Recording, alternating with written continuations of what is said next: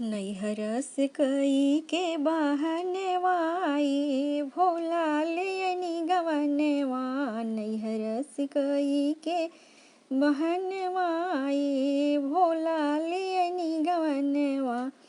उहवा त कहनी भोला महला अटारी है। उहवा त कहनी भोला महला अटारी है। हवा त टूट ही मड़ैया भोला कई के बहनवा। नैहर से ले अइनी गवनवा भोला कई के बहनवा।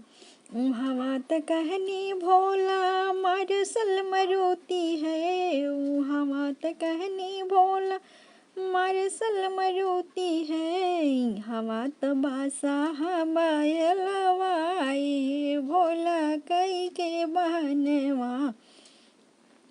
नैहर से ले अइनी गवनवा भोला कई के बहनवा।